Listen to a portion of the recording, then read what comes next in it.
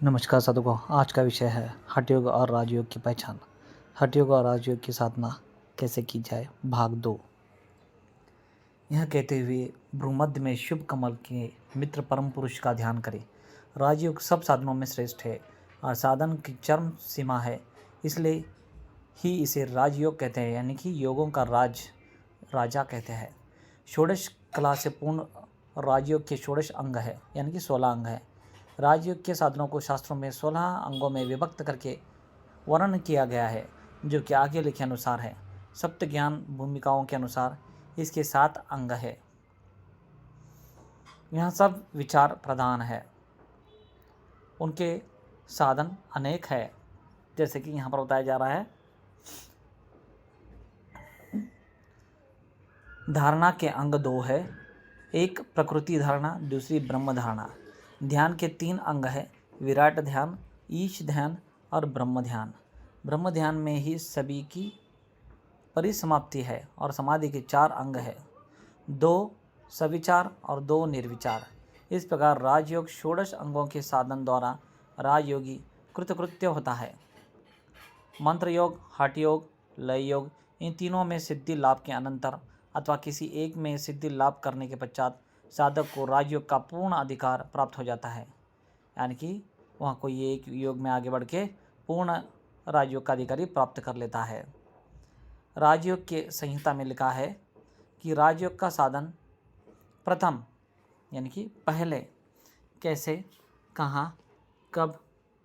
ये देखिए, प्रथम अवस्था में धारणा और ध्यान भूमि में आरंभ होता है, यानी कि अंतरंग जो बताया गया अष्टांग योग के धारणा, ध्यान, समाधि, उससे शुरुआत होती है। जैसा कि धारणा पहला आता है अंतरंग में, तो धारणा और ध्यान दूसरा आता है, दूसरा भूमि में आरंभ होता है। और राजयोग की साधन भूमि प्रधानतः समाधि भूमि ही है, पर प्राइमरी जो भूमि है वो समाधि है। समाधि में पहले वितर्क रहता है, तदनंतर अग्रसर होने पर विचार रहता है। उसके आगे की अवस्था का नाम आनंदानुगत अवस्था है और उससे भी आगे की अवस्था का नाम अस्मितानुगत अवस्था है। विशेष लिंग, अविशेष लिंग, लिंग और अलिंग, 4 भेद दृश्य के हैं। अलिंग तक त्यागने योग्य है। देखिए, यहाँ पर बताया जा रहा है आगे क्या कैसे दिया गया है, पूरा विस्तार से बताया गया है। समाधि भूमि का साधन क्रम शक्ति में ज्ञात नहीं हो सकता।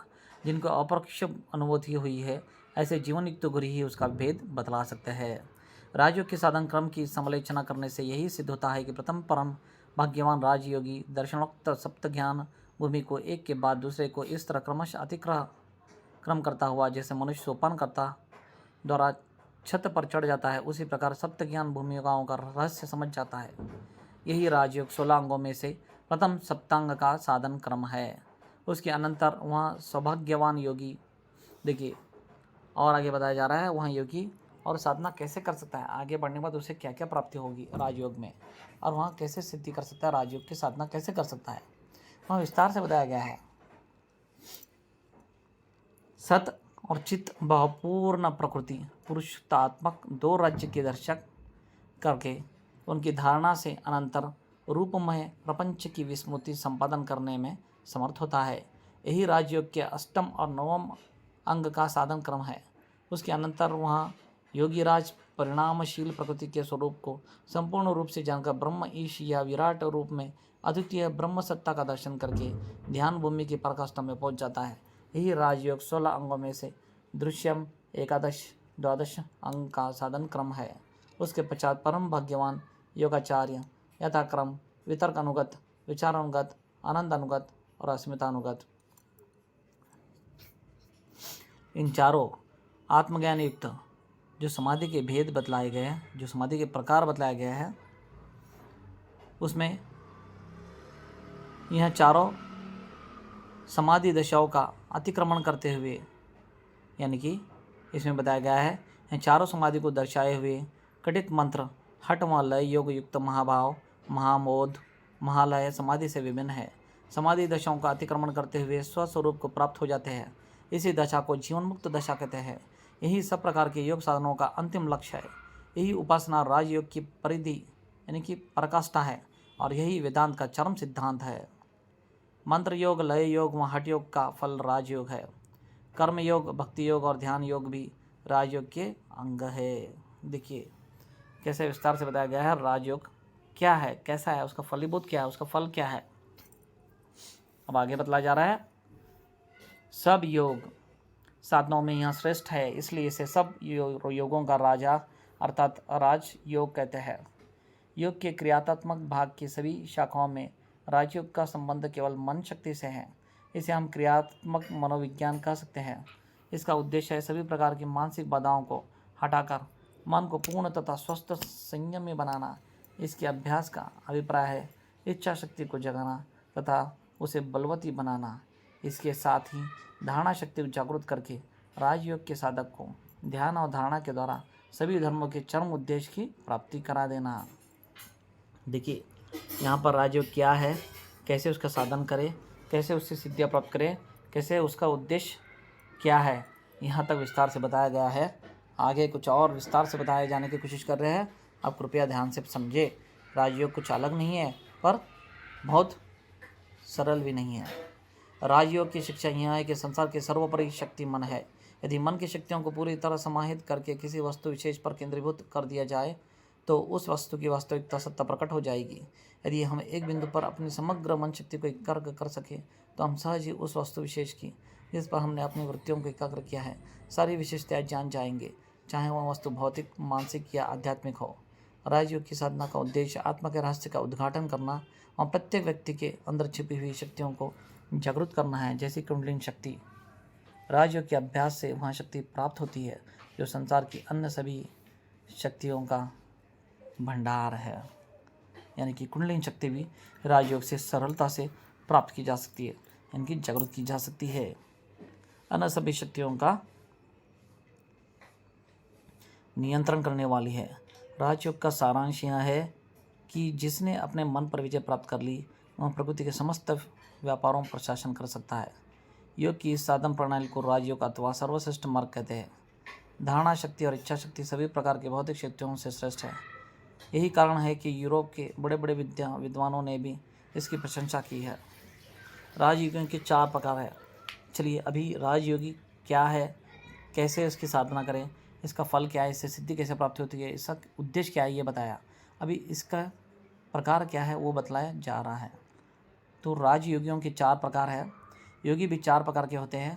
प्रथम कल्पित, देखिए प्रथम जो योगी है वो है कल्पित, और दूसरा जो है वो है मधु भूमिक, तीसरा प्रज्ञा ज्योति और चौथा अतिक्रांत भणनीय।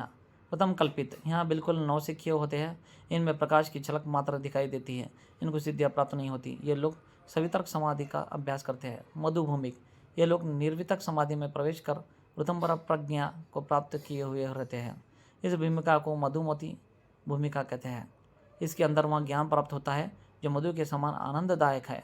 वह स्व आनंद से विस्फुरित होता है। वह आत्मज्ञान का स्वस्वाद दिलाता है, यानी कि आनंद की अनुभूति दिलाता है। इसलिए इसका योगी हमेशा खुश खुश रहता है, हमेशा आनंदमय रहता है। ऐसा मधुभूमिक योगी होता है। आगे बताया जा रहा है। तीसरा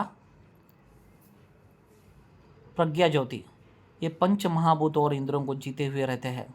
ये लोग देवताओं के प्रलोभन में भी नहीं आते। इस अवस्था का नाम मधु प्रतीक है। अभी चौथा अतिक्रांत भणनीय, यह योगी विषयों का और संस्कार शोषा नामक भूमिकाओं पर आरूढ़ होते हैं। यह कैवल्य पद को प्राप्त होते हैं, यानी कि इनके लिए कुछ भी शेष नहीं रहता। वह ब्रह्म ज्ञान, ब्रह्म शक्ति, आत्मज्ञान, आत्मशक्ति को प्राप्त करके स्व आनंद अनुभव सदैव मुक्त रहते हैं। हमेशा सुखी, खुशी, विचारशील, ज्ञानवान, योगारूढ़, ध्यानस्थ रहते हैं।